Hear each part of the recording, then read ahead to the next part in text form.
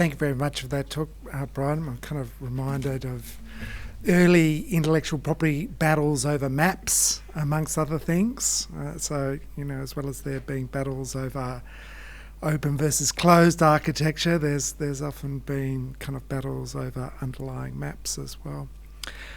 To kind of continue our session on kind of open culture, our next speaker is another outstanding high degree research student, Sam, who's doing a master's research program with us. He's going to be looking at open additive manufacturing, in particular picking up a theme that's been running through this event, looking at open access and sustainable development, and thinking about how open access and open innovation can help sustainable development. But he's also going to focus upon the way in which 3D printing and additive manufacturing have relied upon open source licensing to share and distribute design files.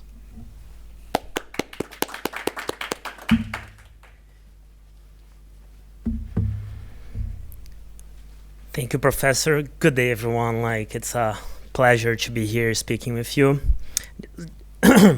Just before starting, I would like to make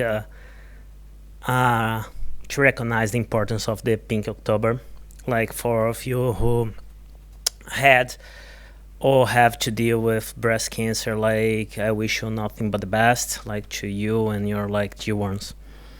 So today I'm going to speak about, as Matthew's told, just a second, about 3D printing, sustainable development, and the value of openness, and how this technology not only was helped by the open source and the open environments, but also how it continues to help end users to seek invention, innovation, and reimagination of the world. So this is a brief overview.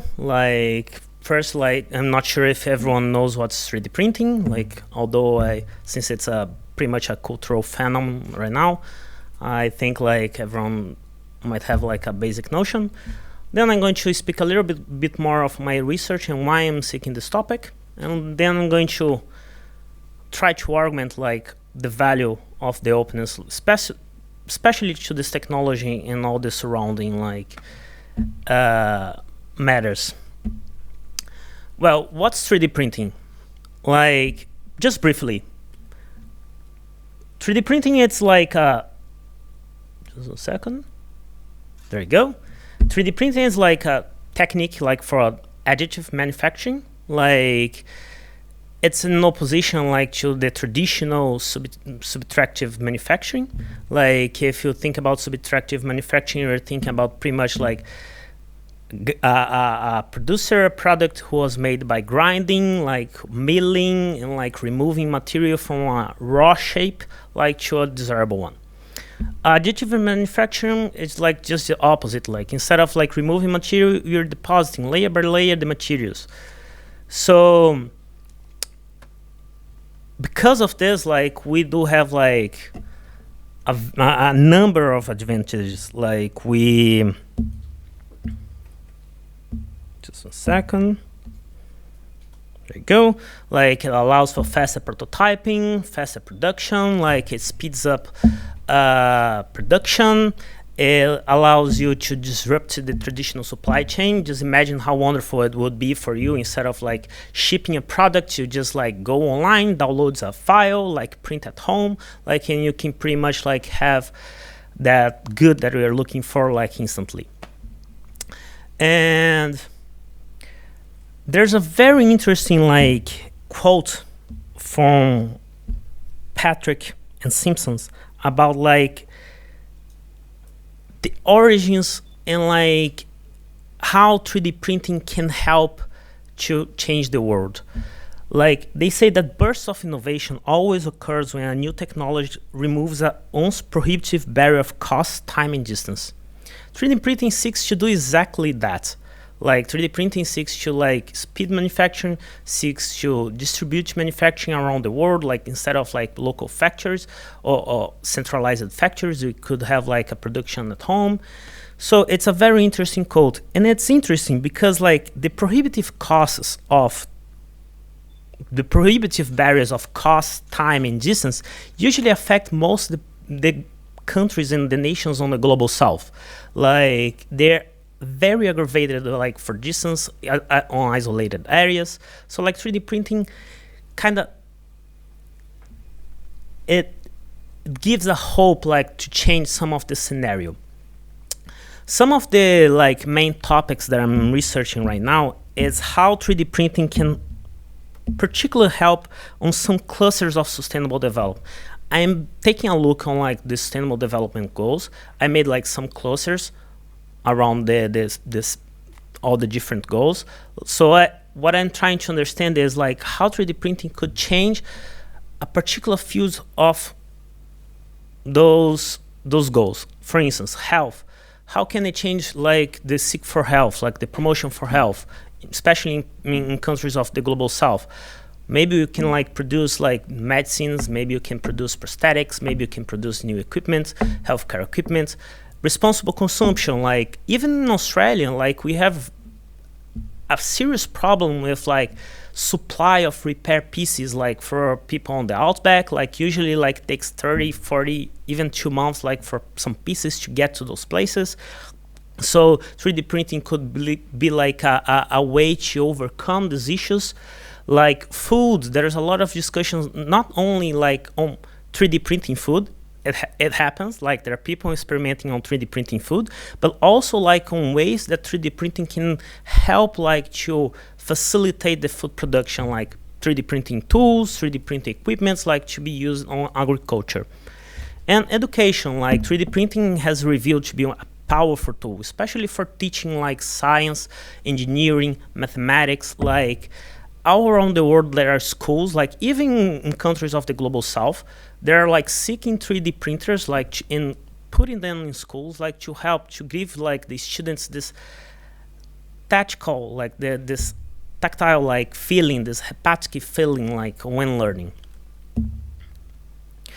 Here you can see like some of the examples that I just spoke of, like you just describing to Paul, like there's a group of an organization called fieldready.org, and they are 3D printing some equipments like in the bonnet of a car right after like a earthquake happened. I'm pretty sure like this photo was taken in Nepal. Like one of the 3D printers, it's a prosthetics you see on the left, like on the center and the bottom, like you see a picture taken from São Paulo, like when like the government of São Paulo in Brazil is trying to implement 3D printers in the public school system. And on the right, like you can see literally 3D printing of food. Like it's a company called 3D Food. They have like a very interesting concept, like they call it this upscaling food. They get like rejected like materials, like such as disposed rice and like beans, and like they make a paste, like they season the paste and like make all different kinds of like food with that. Throughout like this whole time 3D printing has been called like by many names. Like it has been called by as disruptive technology, like as future technology, as Star Trek technology. But there's like a very good term like to describe 3D printing in this context, which is appropriate technology. Pretty much it's a technology that can be easily and economically used and readily available by local communities to meet their needs, complying with environmental, cultural, economic, and educational resources constraints of the local community. This is really interesting because it's taking consideration like all the particularities of like the local communities in order like to not only to inform what they're producing, but like to inform what they're trying to innovate.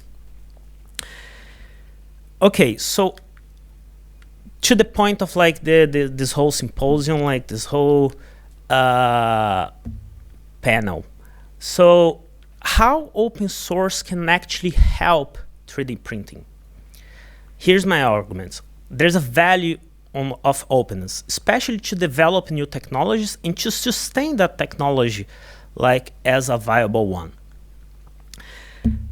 If you take a look like before 2004, if I made the same question like who here like knows what it is 3D printing, like many of you wouldn't know. Like perhaps like just a few of you who had like previous experience on the industrial sites.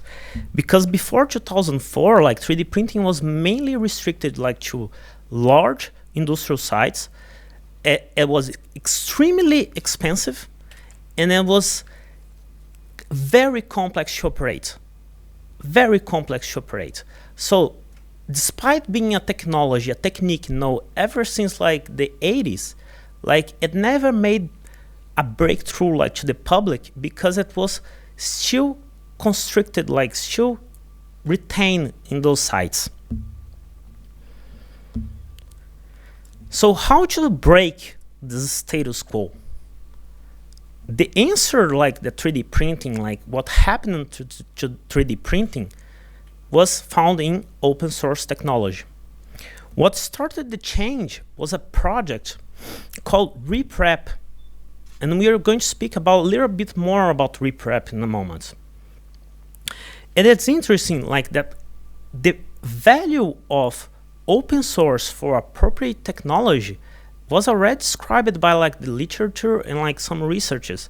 It hasn't been like employed necessarily to the context of 3D printing, but like as you can see, like open source technology has the ability to harness the power of distributed peer review, source transparency, and gift culture from the open source movement and academia, and the contextual development capacity of appropriate technology.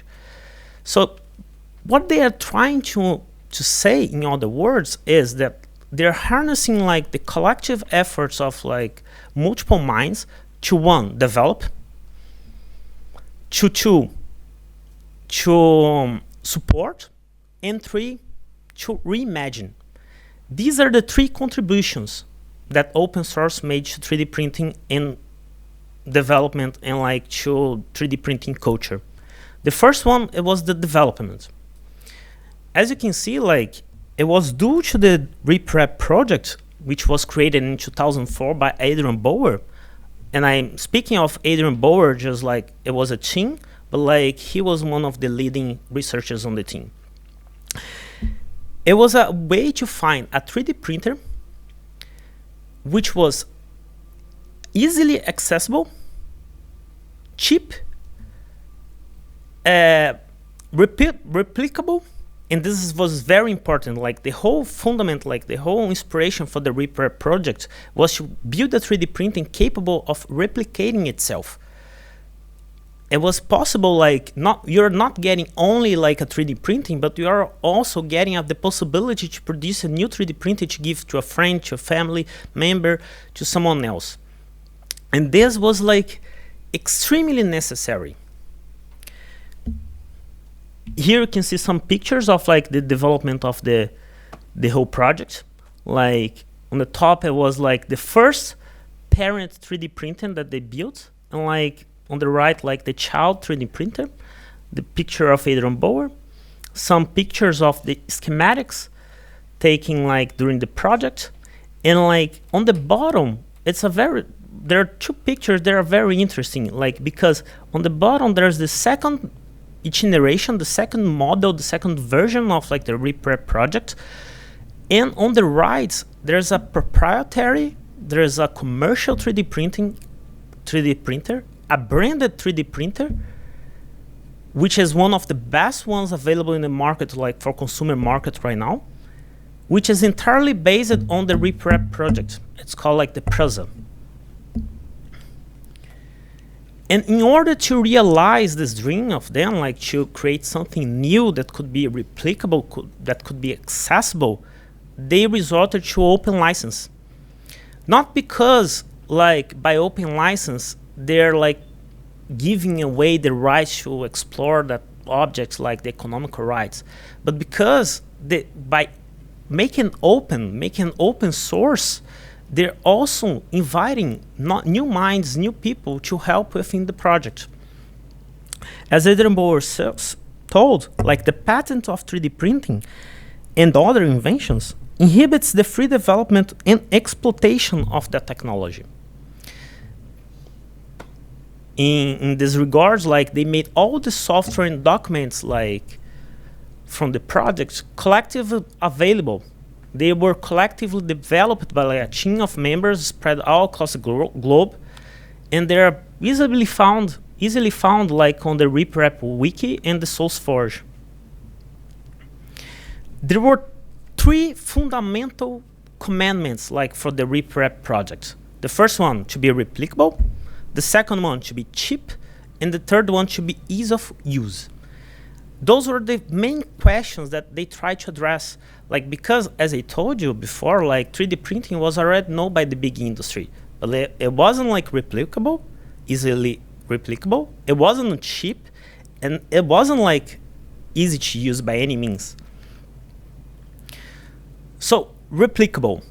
Right now, a RepRap can replicate up to 70% of their own pieces.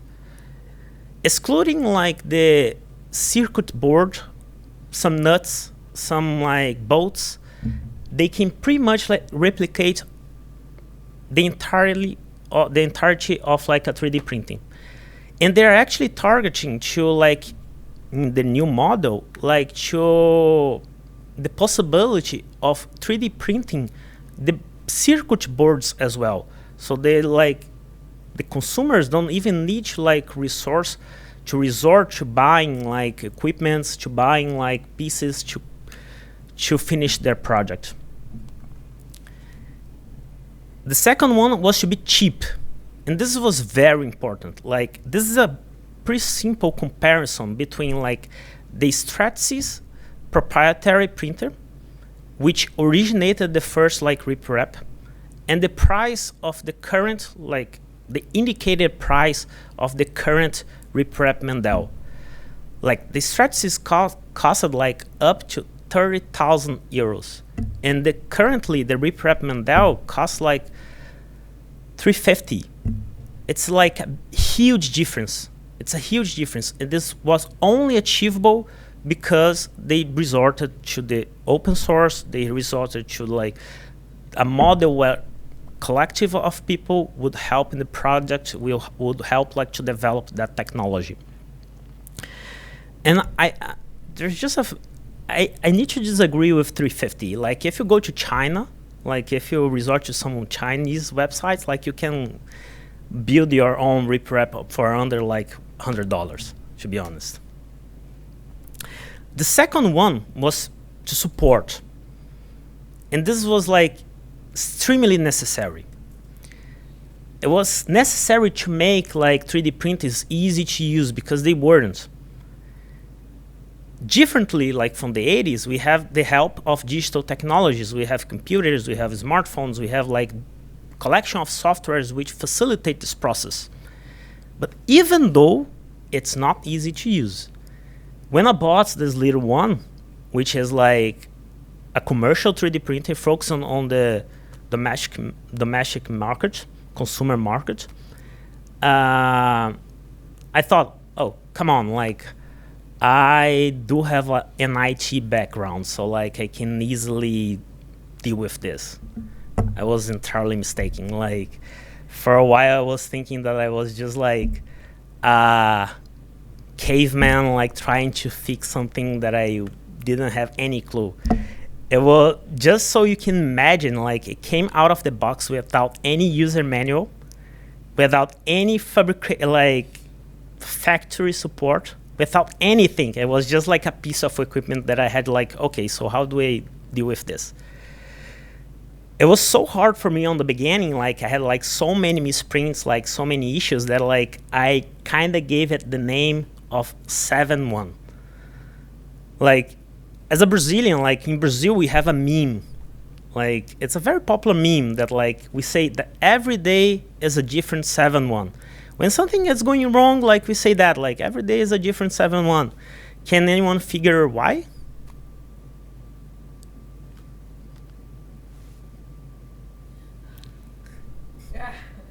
Well, like this was really awkward, like for the Brazilians. Like if I would have to describe this scene, like for Paul right now, Paul, it's graphic. It's pretty much graphic. So like after this game, like every time that something happens wrong in Brazil, like we say that it's a different 7-1, and that's the name of my little 3D printer. I only could operate and pilot the 3D printer with the help of the community, with the help and the efforts of like people who gave their time and spend the time to help another users. Like I found this magnificent like monoprice mini delta quick start. It's a complex name, but honestly, like I prefer like the subtitle, like mini price for dummies, because it was pretty much what I felt when I started dealing with 3D printing. And how this collective, like this body, like this environments of openness helped like to validate and help it to sustain this technology. First, there's technical support.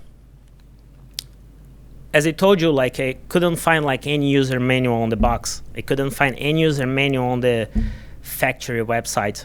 I couldn't find any help. However, I could find the guides. I could find like user manuals made by the community. I could find even open source firmware like to help me. Even like in some cases, you can find like another users helping like the projects by like printing pieces, sending to someone, helping another user. The second part of how like open source can help 3D printing was the supporting software. Pretty much like the most popular softwares dealing with 3D printing right now are entirely open source. Cura, it's a very popular slicing software. For everyone who doesn't know what a slicing software is in 3D printing you have like two different softwares which are necessary. The first one is like a 3D design software like AutoCAD, like in any other CAD software, which pretty much makes the shape of your object. And the second one is the slicing software, which was something entirely unknown by like the industry before the appearance of the reprep projects and other open source 3D printings. It's the slicing software which controls the temperature of the filaments. It's the slicing software which controls like the speed of the prints. It's the slicing software which control all the requirements to build that object. As you can see, for instance, two of the most popular CAD softwares used by 3D printers right now are FreeCAD and Blender. Both are under like the GNU public licenses. And the slicing softwares, which are Cura and Slicer, are also under public licenses. All of those softwares, besides like the open license scheme, they're also found on like GitHub, which is a database, like a network, like for people to collaborate on programming, like on code writing and like to improve softwares. Another interesting like appearance with 3D printing, like the open source 3D printing, was the supporting network. From like those experiences, new websites started to appear, serving as like databases where people could like share their designs. Most, I would say, like, I could say that all of them, but that would be like a slight exaggeration. Like, but almost all of them like are entirely free, at least the ones found on those websites. Thingiverse, My Manufacturer, Shapeways, and Yagi. And most of them are actually integrated with some platforms and different types of open license. For instance, Thingiverse, if you upload something to Thingiverse, it's integrated with Creative Commons. So you just tick some boxes and you instantly have like all the options for your design. And the third like characteristic that I would like to argument, like and how open source like help not only to build this technology but also like to sustain the technology, is its ability like to reinvent and to rethink the own technology and the own products. It's the ability of encourage thinking, reimagination, and modification of hardware. Adaptation of traditional products according their the user or community needs. And this, as I told you, like has impacts on both ends of the product chain, both on like the printers itself, but also on the different types of products that you're printing. For instance, here is a snapshot of the Thingiverse database just for the 3D printer that I showed you, the Mini Delta. There you can find like different types of improvements made by the own community that keep constantly refreshing and reinventing and improving like the technology. It's a natural way without like spending with huge amount of like money with research and development. It's a natural way like to progress the technology, make it more popular, make it more accessible, and make it more easy to use. Some of the like most common improvements that you'll find on those places are like, for instance, ways to get like better printing qualities. Like there are different types of extruders that you can find, different types of like heat beds, which is like the place where the print sticks, which plays a huge role on the quality. Maybe it's like the most common problem faced by like beginners printers. But they also like extend the machining life cycle. There was like a huge hype involving 3D printing, and there still is like a huge hype involving 3D printing. There were like a lot of companies that like try to entrepreneur in the area. They try and they fail. There are like a huge number of 3D printers that if it wasn't by the community, they would just go to the garbage, because like you can find like pieces, you can find repair parts, you can find anything else. But due to the community, like you're extending those life cycles because like the community keeps reinventing and keeps reforming those products. And the other interesting, like, but this time on the other end of the product chain, is the ability of rethink the traditional products, rethink traditional hardware. This is a very interesting picture. I used it on my last speak, but I didn't speak like about the particularities of this case. This was a case of a victim of war, a little boy who for a long time refused to use prosthetics, because like the prosthetics accessible, the prosthetics that he had access, like in Yemen, in Syria, those prosthetics were like one size fits all. They were not made for his culture. They were not made like for his likes. They were like pretty much like standard prosthetics. For those reasons, like for a long time, the prosthetics itself was a reason for discrimination. He wasn't accepted by his friends. It was like from this case that another victim of war decided to reinvent the traditional prosthetics and print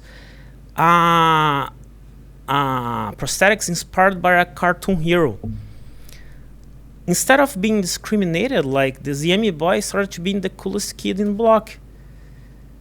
And this was outstanding. Like for a long time, after a long time refusing to use the prosthetics, he finally accepted. And this was only possible because there was a creative mind in the open environment which decided to help and which decided to reinvent something that technically was a standard. So here's my conclusion.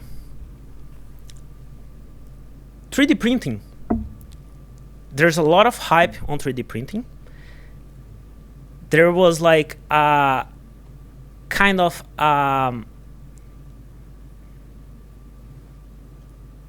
people were kind of, how do I say this? Sometimes English faults me, but like disappointed. That's the word. Like there were, for a long time, like for the last 2 or 3 years, people were kind of disappointed with 3D printing. Mainly because like they thought it would be like something that with a snap of fingers, like it would be found on every one bench top. It would be found like on every one kitchen. But it's still progressing, and it's still progressing thanks to like the collective efforts of people who like the technology and who wants the technology to stay. This is like as a research, it was a survey like from 2013. It was like the most recent survey that I could find on the topic. But it reveals something really interesting. Really interesting. If you look, they're like, what are the most commonly used 3D printers found used by like people on their houses, on their homes? You can find different manufacturers. Some of them, those like, are even like the ones who held the first patents like for the technology, such as Stratasys, 3D Systems. However, despite like all the odds, the most common 3D printers found in homes was exactly the ones derived from the RePrep project. According to the project itself, they estimate that like amongst open designs and commercial designs, there are like over 2005 different 3D printers who are derived from the project. So my final point is, the RePrep project is a remarkable example of how open source can collaborate to the evolution of a technology. Throughout the collaborative efforts of innovators, researchers, and enthusiasts, it was possible to shift 3D printing towards a new reality.